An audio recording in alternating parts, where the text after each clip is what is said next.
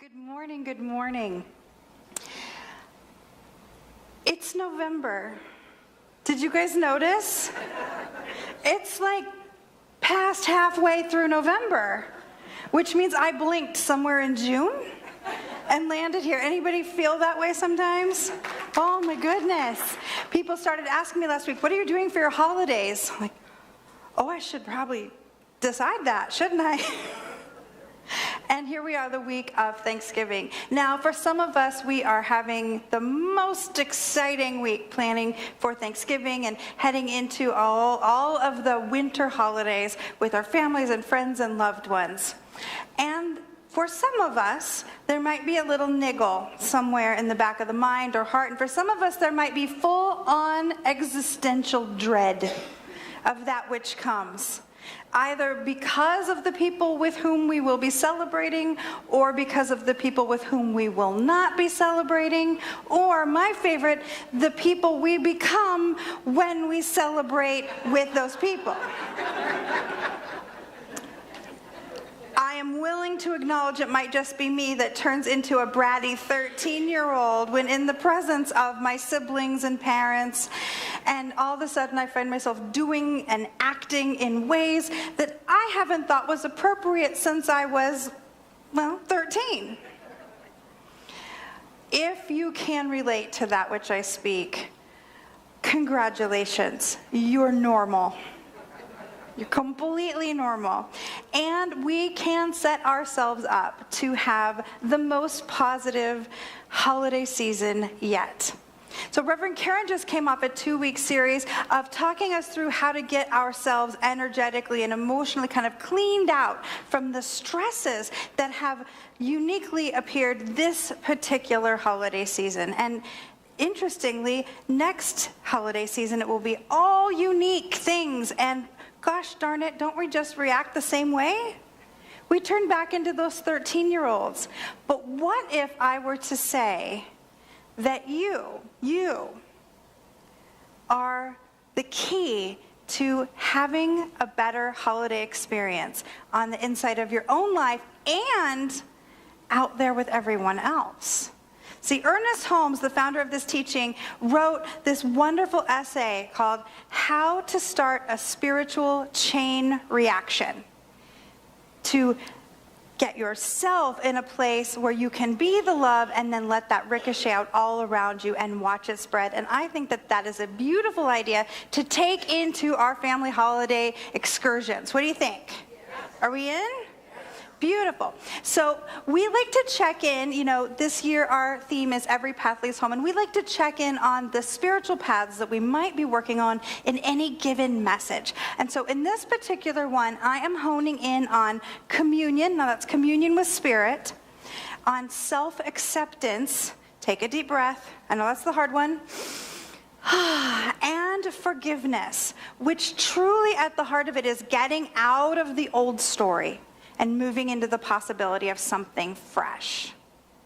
So, starting a spiritual chain reaction. I think it's important that we first talk about what a chain reaction is. And I'm going to ask the scientists in the room to be really gentle with me on this, because I'm going to give an extremely simplified example of what a chain reaction is.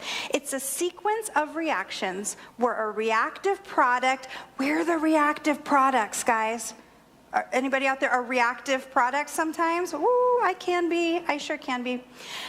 A sequence of reactions where a reactive product or byproduct causes additional reactions to take place, leading to a self-amplifying chain of events. Ooh, take a breath. So we all know what this looks like on the negative, right? We're in line in Starbucks. It's a long line. We're all in a hurry. We only have so much time to get our shopping done. It's too hot in the store and we're crabby, right? And everyone around us is ordering 72 drinks with like the big carriers, and I just want my iced mochaccino. And then somebody bumps into me. Oh. And I say, watch it. And then they back up and they bump into the person behind them and they go, hey! And the next thing you know, everybody's crabby and grumpy and pushing and shoving, right? Just me. Got it. You guys are so good. Sometimes I wonder who's going to need to listen to my talks because you guys are so developed. But just in case there's one of you out there, I'll continue. So a thing happens, there's a reaction, it causes another thing to react, and that person bumps into two people, and now the whole store's frustrated. And it will likely keep going all day as those people are now crabby, and they go in their car to their next place, and they're crabby with the sales lady at Ulta because they don't, what do you mean you don't have my waterproof black smudgeable eyeliner? I checked on the website, it says it was here. And then that sales gal is frustrated, and it goes on, creating a chain reaction of frustration. I think that that is literally the definition of Black Friday shopping. But Ernest Holmes said this: there's no reason to doubt that in the field of spiritual consciousness, a chain reaction could be created that would bless the whole world. I'm going to read it again because literally my whole talk hangs on this premise.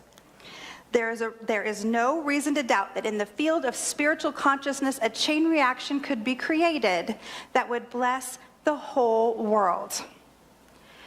Ooh, you mean rather than turning around and snapping at someone, I could say something kind and that could ricochet out through the whole world? How might I do that? How might I step into that consciousness? Well, you know, this guy Ernest, that we like to talk about here sometimes, he very conveniently left a formula. I love a formula. He talked about, do you ever notice the contagion of a happy person? How people are just drawn into their energy. And then they seem to emerge happier, and it moves on from person to person to person, and suddenly the energy of the whole room is different, right? We've all had that experience. We've probably even been the happy person in that experience and known, ooh, I really shifted the energy of that space. So how do we get to that place of that happiness? He said that we needed 3 things to really contain and embody the happiness that's required to set off a spiritual chain reaction of good. He said we need to know our oneness with God, that God is always right where we are, that we need to know good is the final power in the universe, and that we need to know love is an all-conquering force. And if we embody all 3 of those ideas, we cannot help but be a spiritual chain reaction starter, a catalyst. So that's what we're going to play with today. We're going to play with these 3 ways to become so happy on the inside of ourselves that we can't help but make the world a better place. So the first one is oneness. Now, we spend our whole lives, and if one believes in reincarnation, multiple lives, trying to understand the sense of oneness. So let's break it down into its simplest pieces so we can absorb it. The first step of understanding oneness is that Spirit is right with you now. So I invite you to just feel into that. Spirit is with me now. It is in me. It is through me, meaning everything I do and everything I say, and it is as me. I am how Spirit shows up right here, right now. So this is something, I invite you back into the space consciously. This is something that we talk about, if not every Sunday, almost every Sunday. It's a fundamental piece of our belief that this thing that we call God, the divine, universal presence, divine intelligence, that connective energy of all life, that it is showing up as every single being everywhere, which means we have to own it as ourselves first. Which means we can think within ourselves, Spirit within me, show me what to say, where to be, how to act. Let it rise up from the inside of me naturally so that I am always an ambassador of the good as I walk around. If we can accept that Spirit is showing up in us as us, then it becomes much easier to look around and start to remember, oh yeah, I'm one in the one, and everyone is one in the one. That Spirit is showing up as every single individual. Everyone in my shopping center, everyone in my spiritual center, everyone in my family, each is Spirit personified individually. Even when, this is key, friends, even when I can't see it right now, even when their behavior might indicate to me that something else is happening, because another part of oneness is everything is made of the divine because there's nothing else to be made of. There is no force fighting against the good. There's simply the good for us to accept at the level we can embody it. So if someone is showing up in a way that is not to our preference, it doesn't mean that something bad is happening. It means they need something good to remind them of who they are. Now, do we need to use these words with people out in the world? No. No. Does it matter if they know what our fancy science of mind phrases mean?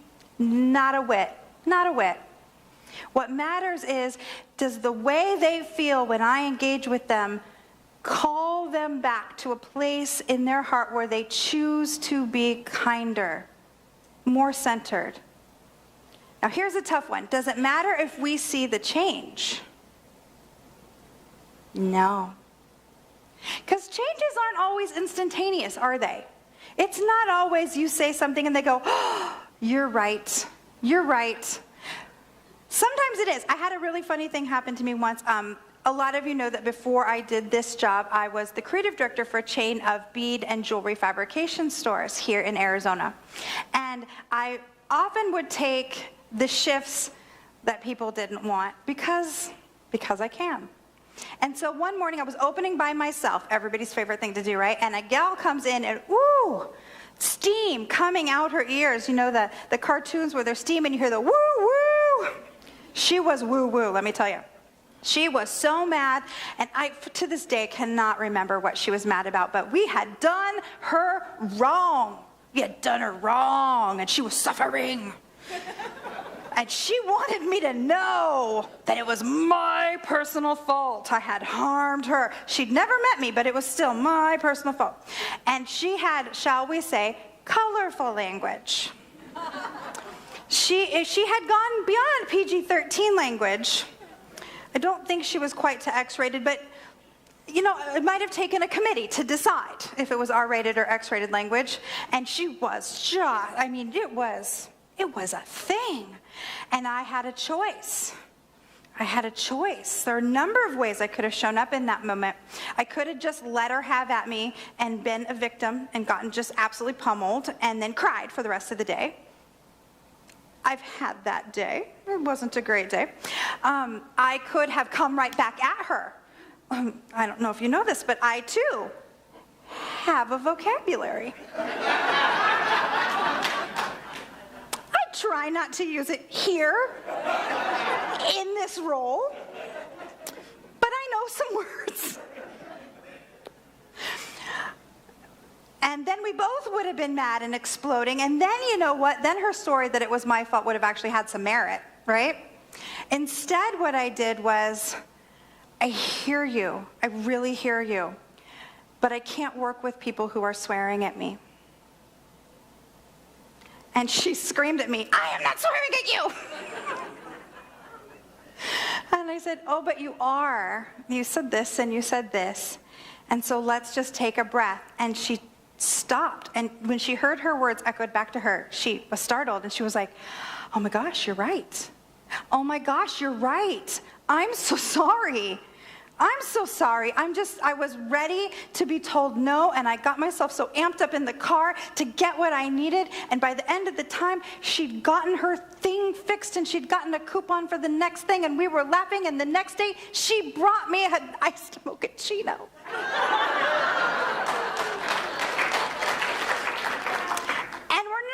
Going to get that, but it sure is nice to every so often get the aha, you did it right from the divine that shows up as something like that. But what we know from ourselves is sometimes 2 years later, while defrosting our turkey, we think about that time we really kind of yelled at that lady at the bead store, and she said the nice thing, and we just were like, shut up and give me my coupon. And, oh, I could have handled that better. Anybody ever had that happen? Where Many years later, it lands and you think, I would do that differently today. That's a win too. That's a win too. We don't believe there's time in the divine. Time is a human construct. It's made for our brains to be able to understand things. Divinity doesn't need that. And so the up-leveling that happens, it doesn't matter when. We just know we plant the seed and trust that the chain reaction will take light eventually.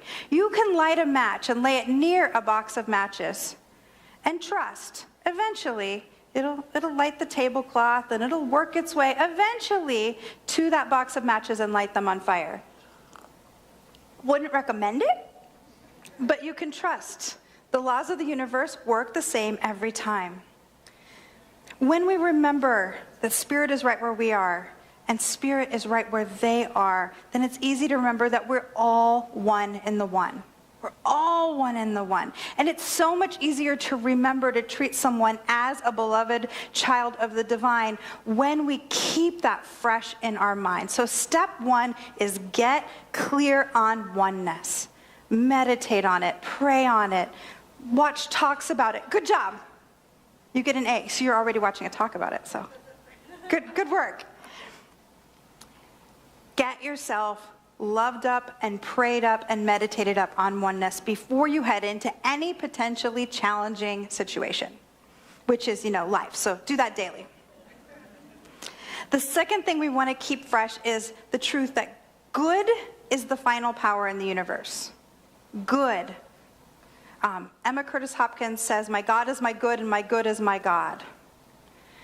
That goodness is the final power of the universe. And to use the law of cause and effect, the law of attraction, whatever you like to call the law of the creativity of the universe, to make that good visible for us. Now, Reverend Lezli, I hear you asking, why would using the law of cause and effect to bring good into my life affect how the kindness ripples out from me in the world? And it is because of this.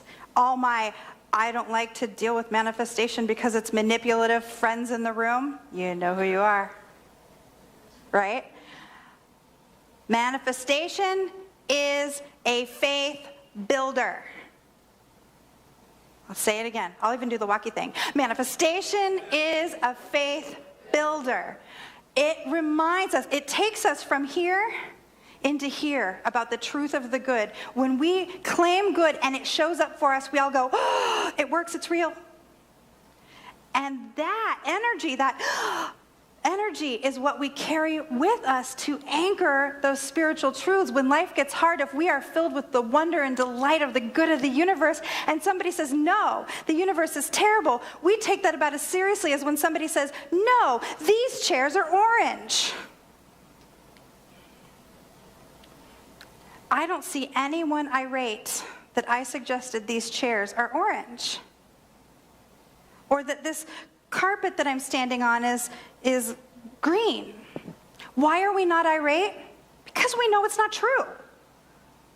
There's no emotional skin in the game when we know what is true and what is not true. There's no sense getting upset. If somebody said to me, Reverend Lezli, you are a very calm and quiet person, I might think that their perception is interesting, but I'm not going to be like, how dare you say that about me? How dare you judge me that way? It's just not true. So I can't get upset about it. When we have the proof on the inside of ourselves that good is the final power in the universe, it is so easy to then seek it out. When we are healed, when we are locked in to the truth of our nature, it is so easy to seek the evidence of the good in others. And when they cannot be evidence of that good in the moment, to think, oh, she's going through it. Oh, that must be hard. Yeah, I can tell by her behavior in this moment, she's in a tender spot. So I'm going to hold her in that place of love instead of, can you believe what that lady did? Can you believe what that guy said to me? When we can remember all the times we, as spiritual beings, have walked into that space where we forgot for a moment, and hold them in the tenderness that we would like to be held in that moment. Then it's easier to see the truth about them. Right through whatever is happening. And invite them into our consciousness of good. Invite them right into it. So there is this thing that has been demonstrated infinite times, where one is so calm and so loving that without saying or doing anything, that the people around them start to shift. Does anybody know someone like that? In my mind, Ron Trunell, if anybody knows Ron Trunell, who's a practitioner here and a ministerial student, just being in his presence, something in me goes, ah. And many of us have met someone like that. When we're inviting people into our consciousness of good, we're choosing to take that role.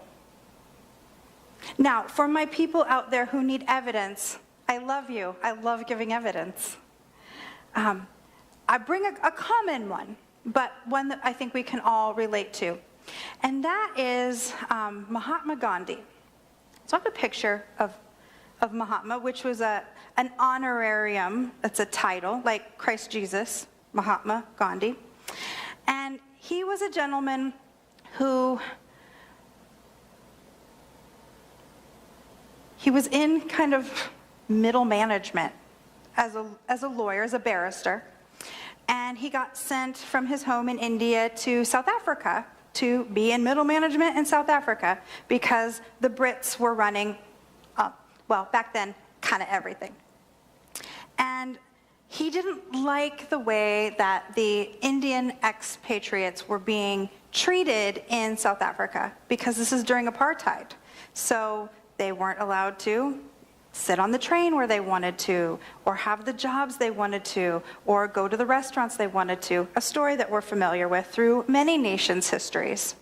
And despite being a very passive guy, despite being very shy, he organized the Indian citizens in his town in South Africa to protest for better treatment, but he insisted that it be nonviolent. He brought in this concept that's part of his particular branch of Hinduism that's called darshan. And that is where many, many people join in spiritual consciousness, in a peaceful, quiet spiritual consciousness to create change. And they were successful. They were so successful that when he went back to India, the governor of the province in South Africa that he'd been working under said, oh, thank God he's gone, because he had such trouble fighting against a foe who he respected so much for these policies. So Gandhi goes back to India and then he retires. No. He decided to lead whomever would join him in darshan in India for freedom from British rule, for freedom of religion, for freedom of movement. And so this picture that we're looking at is a trip that he took all around India, where all he did was go on a train from stop to stop, and at each stop he would get out and sit quietly. He didn't give speeches, didn't rile people up, he just sat, knowing the possibility of peace and freedom. And then a half an hour later, they would go to the next stop, and more than 1 million people came out to sit with him, calling forth darshan, demonstrating the power of peace and a chain reaction for good so profound, we are still talking about it today, even though this photo was taken in 1947. They put him in jail multiple times. They separated him from his children and his wife multiple times. People died. holding Darshan. They killed them right as they sat. But still they sat until the chain reaction rippled out so far that the whole world rose up and said, this cannot be. And India gained self-rule. Never, never let yourself be convinced that you are an insignificant part of any process. The third step we must conquer is remembering that love is an all-conquering force. Love is an all-conquering force. But Reverend Lezli, I can't stand there being loved when someone is screaming in my face. Can't you? But Reverend Lezli, that would be ridiculous. It might even be unsafe. Is it? Is it more unsafe than living in a world where love is not seen as the all-conquering force? As we head to our homes of our families or our families of choice, or to our quiet dinner alone, which can sometimes contain the biggest foe, an unoccupied mind, we're invited to remember that love sees through all conditions to the spiritual truth behind it, the spiritual truth that God is right where they are. We are all one. It is all good. It is all love. And we are the place where God shows up. We are the ones that say yes. Love chooses to be the catalyst. Love chooses to strike the match of good. And so in closing, I invite you to join me with closed eyes or softened gazes in an affirmation right from this same essay. It says, I know nothing but good can go from me, and nothing but good can return. It is my inward desire that everything I touch, every person I think of shall be blessed and helped. It is my affirmative prayer, which I completely accept, that even as I pass people in the street, some silent influence of good shall reach from me to them. And as we bring our awareness once again into the sanctuary, this is the invitation, this holiday season and evermore, to choose to be the catalyst of a spiritual chain reaction of good and love that spreads so far and wide that we feel the energy of the planet change. Are you with me? And so it is.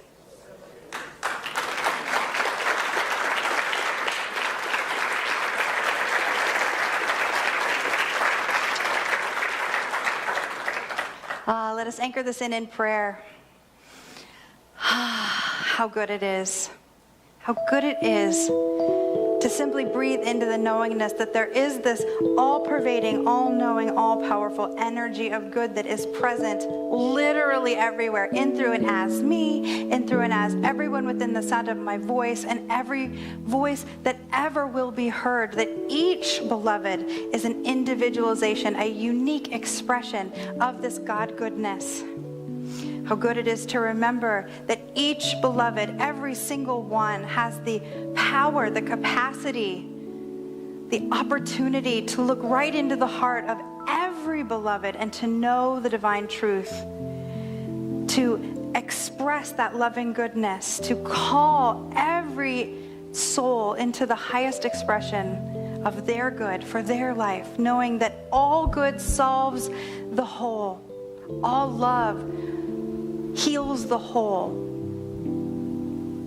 that everyone is love incarnate. And so too I know that this thing that we call the divine is operating in, through, and as each one of us now is the answer to every seeming problem, as the healing of every seeming ailment, of the solution that is elegant and beautiful and serves all beings. It is so profoundly good. I'm so grateful to know this truth for and with each one of us. As we claim it together, we say, and so it is.